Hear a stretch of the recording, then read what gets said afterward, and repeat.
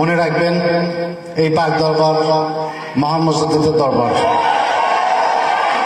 এই দরবারের যাবতীয় মজলিস ওলি আল্লাহদের মজলিস।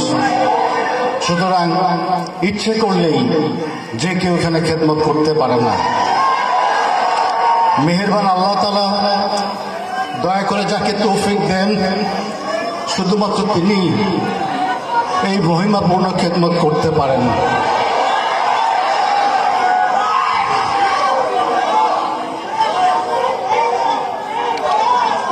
খেয়ালের সাথে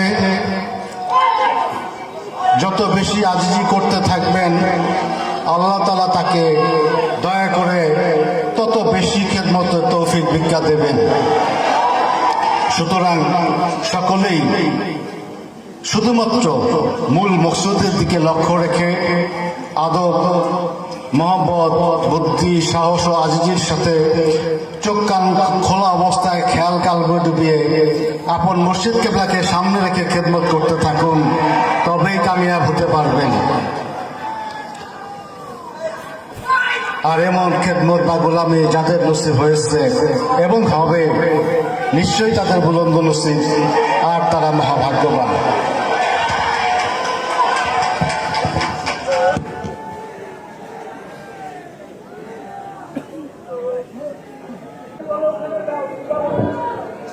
আসসালামু আলাইকুম ওয়া রাহমাতুল্লাহি ওয়া বারাকাতুহু।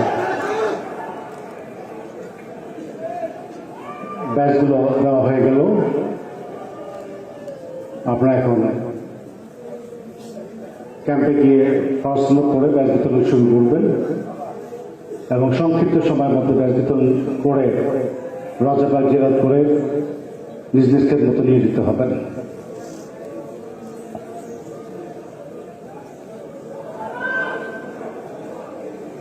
একটা কথা সবসময় বলতে হয় যে আমাদের তরিকতের যে মূলনীতি, যে শিক্ষা, যে আদর্শ দয়াল বাবাজান আমাদেরকে দিয়ে গেছেন, শিখাই গেছেন, আমাদের জন্য রেখে গেছেন, এই আদর্শের বাইরে আমাদের যাওয়া যাবে না। নামাজ নিয়মিত পড়তে হবে, শরীয়ত সম্মত জীবনযাপন করতে হবে এবং যাবতীয় গুনার কাছ থেকে সবসময় দূরে থাকতে হবে। আর খেদমতের বিষয়ে বলবো, সবসময় খেয়ালের সাথে থাকার চেষ্টা করবেন। কোনো অবস্থায়, যে কোনো অবস্থায়, যে কোনো পরিস্থিতিতে রাগ হওয়া যাবে না। মাথা ঠান্ডা রেখে প্রয়োজনীয় পদক্ষেপ গ্রহণ করতে হবে। মনে রাখবেন, রাগ হয়ে আমরা যেটাই করব সেটা ভুল সিদ্ধান্ত হতে পারে। আর আমরা যদি ঠান্ডা মাথায় থাকি, যে কোনো পরিস্থিতিতে রাগ না হয়ে উপস্থিত ক্ষেত্রে কি করণীয় সেইভাবে চিন্তা করি এবং আনসার প্রধান প্রধানদের নির্দেশ অনুযায়ী আমরা নিজ নিজ খেদমত পালন করি এবং সর্বোপরি মুর্শিদের সাথে সংযোগ অবস্থায় যদি থাকি, তবে আমরা খেদমত করতে পারবো। আর আমরা যদি রাগের মাথায় কিছু করি,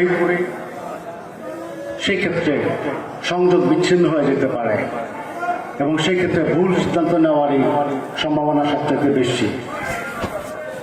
কাজে প্রত্যেকটা মুহূর্ত আমাদের খেয়ালের সাথে থাকতে হবে, বেখেয়ালি হওয়া যাবে না। আর সব ক্ষেত্রে ঠান্ডা মাথায় থাকতে হবে, রাগ হয়ে উত্তেজিত হয়ে কোনো কাজ করা যাবে না। এবং মনে রাখবেন, আমাদের আনসার বিভাগের যে চেইন অফ কমান্ড আছে, নির্দেশের ধারাবাহিকতা, এটার বাইরে কিন্তু যাওয়া যাবে না কোনো ক্ষেত্রে। এটা আমাদের সবসময় মনে রাখতে হবে। ইদানিং আমাদের ভুল বেড়ে গেছে, আমরা অনেক ক্ষেত্রেই ভুল করে ফেলি। তো ভুল থেকে সতর্ক থাকার জন্য, বেঁচে থাকার জন্য আজিজি করতে হবে মনে মনে এবং খেয়ালের সাথে থাকতে হবে।